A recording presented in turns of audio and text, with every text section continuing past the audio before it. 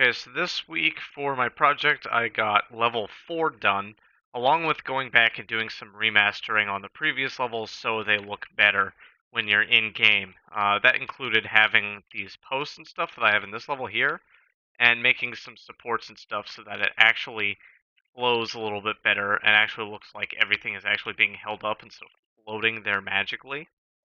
So this level went off the previous game mode of what we were trying to do, with having a little bit of this wall jump at the end. This one is the augmentation of showing exactly how to use the wall jump, and also going into some of the mechanics that we're going to go over later, which is training the player to figure out the flow of the level based off what it gives you.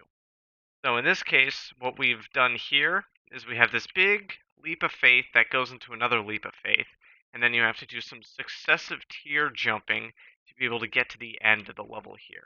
Now, along with this, what we end up having to do is we end up having to actually use this Jack in the Box, which is a vault that helps get some more air for the player, so that they can actually reach this incline to then be launched off into the next part.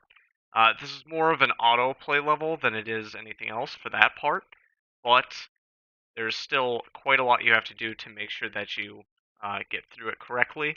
And this is the first level where we actually have a checkpoint in case you fail, because that is possible, and we need them around because this is part of the rapid iteration of being able to get back to where you were quickly. So let's play through the level and I'll explain as we go what we're trying to do here.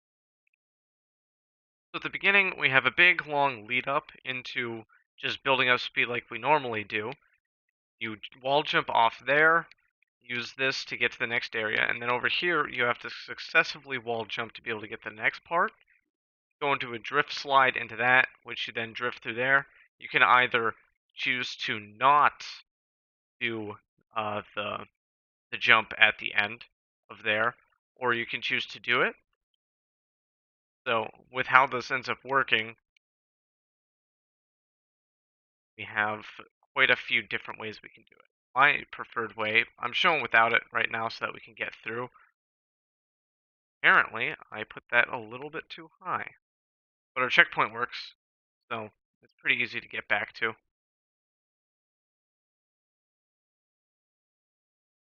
Alright. Some of the part of this is also showing that you have to go at it in very specific ways, because levels in this game end up becoming very hard due to the fact that you have to do very, very specific things to be able to get through the level.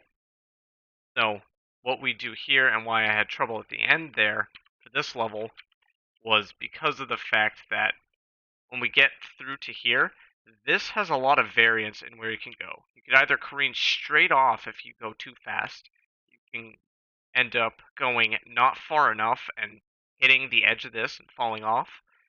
And also, along with that, as you saw that I did earlier, was hit this because my tempo was too fast. So I ended up not making that jump in time.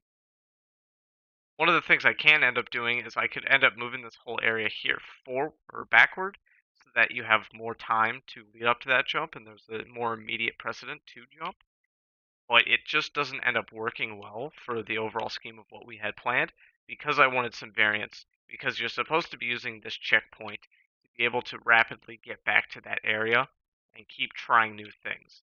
So that's a big portion of it. There's a lot of them that end up having jumps that are about as thick as these poles in rapid succession for you to have to jump over. And there's a lot of exact movements you're going to have to be able to do and be able to adjust how fast you're going with. Instead of just pressing forward all the time on your controller, you're going to have to take your hand off of it every once in a while to be able to get the right area. So that's what we ended up getting done this time around for this area. Let's save this and then let's go back and I'll show you some of the level design I ended up doing with the other levels. So if we go into 3 here, this one was a little bit harder to set design. I basically put a few support struts and a few things that end up making it look more structured. But overall, this is just to help give the illusion, because most of this gets cut off around here-ish towards the end. So that's fine for what it ends up doing. It's just one of those things like at this area, you're not going to see below it, so it doesn't really matter what happens there. Everything still works functionally the same. It's just we're trying to give a little bit more style to the level so that it actually looks like a kid built all this up himself. Some of the stuff I realistically can't do anything with, such as pieces like this, because we don't have the full dev kit. Because in the actual game, a lot of these, they have some duct tape uh, areas that they would be able to place to duct tape some of these together, and we don't have that, so I can't really show off anything there.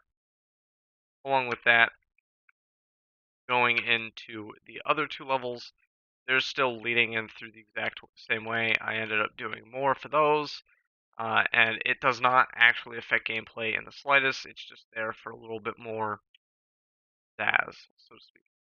The areas, oh, that shifted. I gotta make sure that goes back. But just from what we have done, it was just making sure everything flew a little bit better. And I did a little bit of adjustment on some of the levels so that the jumps worked better, because I was noticing that there were a few times where it just wasn't working right, and I wasn't sure why. It was just not consistent for some reason, even though I would do the same exact movements, such as here. This would either launch you sometimes for some reason, and over here I noticed that if you're sliding and you try to slide at the apex of this after you get over the edge, and you slide right at here, you actually just fly straight off and then lose speed. I don't understand why it does that, but that's something that I need to look at in the future, because I'm not quite sure at all as to the reason it does that.